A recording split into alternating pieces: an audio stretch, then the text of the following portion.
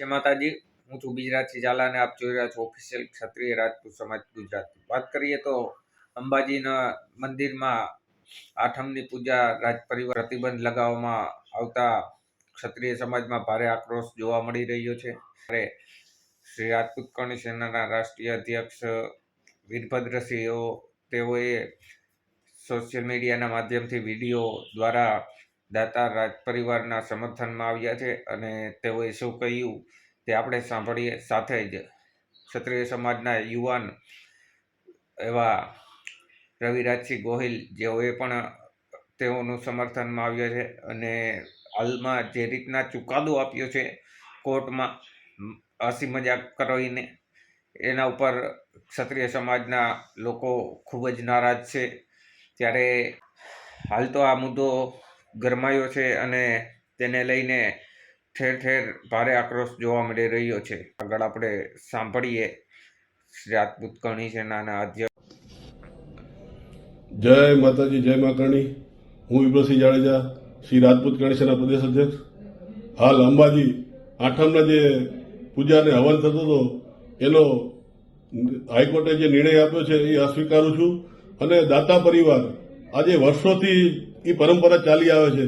એ પરંપરામાં ને બંધ કરવાની જે હાઈકોર્ટે ઓર્ડર કર્યો છે એનો અમે અસ્વીકાર. અને હાઈકોર્ટે ઓર્ડર કેવી રીતના કર્યો? જજ સાહેબે હસતા હસતા ઓર્ડર કર્યો. એટલે ક્ષત્રિય સમાજને હું કહેવા માંગુ છું કે જાગો.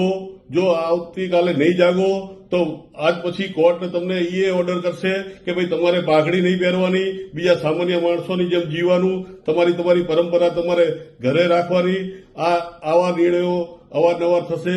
કારણ કે પહેલા આપણા છાલિયાણા બંધ કર્યા, રજવાડા લઈ લીધા, છાલિયાણા બંધ કર્યા, ધીરે ધીરે આપણો ઇતિહાસ લઈ લેવા માંગે છે. તો આવી બધી અવારનવાર ક્ષત્રિય સમાજ ઉપર જે પ્રહાર થાય છે તો ક્ષત્રિય સમાજને કહેવા માંગુ છું કે જાગો. અને સરકારને કહેવા માંગુ છું કે અવારનવાર ક્ષત્રિય સમાજની અવગણના થાય છે. આજ સુધી કોઈ પણ નિર્ણય ક્ષત્રિય સમાજને સંતોષ થાય એવો નિર્ણય લેવામાં આવ્યો નથી. કારણ કે હર વખતે ક્ષત્રિય સમાજને અન્યાય થાય છે. તો એના માટે સરકારને પણ કહેવા માંગુ છું કે ધ્યાન દે અને ક્ષત્રિય સમાજને કહેવા માંગુ છું કે જાગો.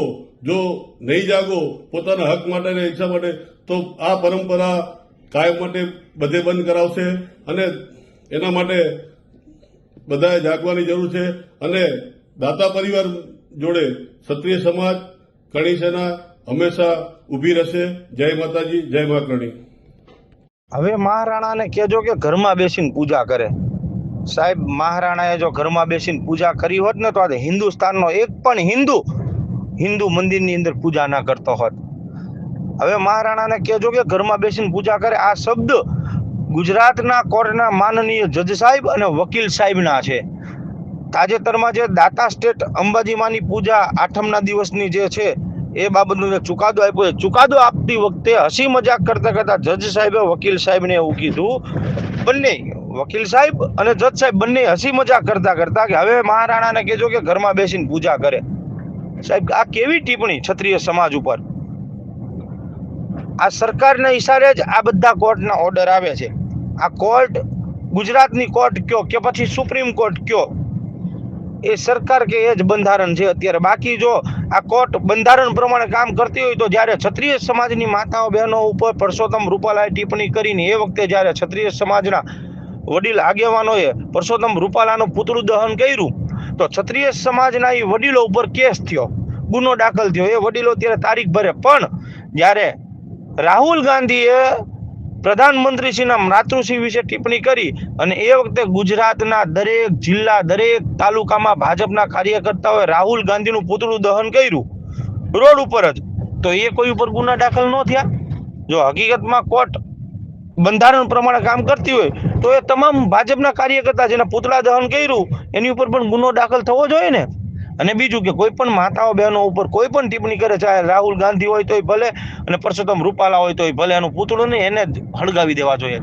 પણ આ ગુજરાત સરકાર ક્ષત્રિય સમાજ વિહોણું ગુજરાત કરવામાં કોઈ કસર પાછી રાખતી નથી.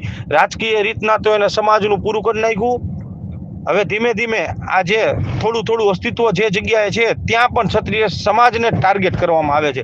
ગુજરાતના મોસ્ટ ઓફ જે વિશ્વવિખ્યાત મંદિર છે એની અંદર ક્યાંય ક્ષત્રિય ટ્રસ્ટી નથી. અને સાહેબ આટલું જોતા છતાંય ક્ષત્રિય સમાજના કોઈ વડીલ, કોઈ સંગઠન, કોઈ સમિતિ આ સરકારને ટકોર નથી કરી શકતી ચીમકી રૂપે. આપણે રજવાડા વખતે લેટર દઈને આભાર માની લીધો, ત્યાં એક પણ ઈંટ મુકાણી કે નહીં એ કોઈને ખબર છે? બસ સરકારનો આભાર કેમ માનો, સરકાર પાસે સારું કેમ રહેવું, એટલું જ આપને આવડે છે. અને આ જ સમાજની અધોગતિ છે. જ્યાં લગી સમાજના આગેવાનો સાહેબ સમાજને આગળ રાખી અને આ સરકાર જો સમાજની સાથે અન્યાય કરે તો ચીમકી રૂપે નહીં બોલી શકે ને, ત્યાં લગી આવા જ પરિણામો આપણે ભોગવવાના છે. અને ખાસ કરીને સરકારમાં જે ભાજપના ખેસ પહેરીને જે ક્ષત્રિય સમાજના લોકો જેનું જમીન અસ્મિતા આંદોલન વખતે પણ નથી જાગ્યું, તો હવે તો તમારી આંખ ઉગાડો સાહેબ, હવે તો ઉગાડો.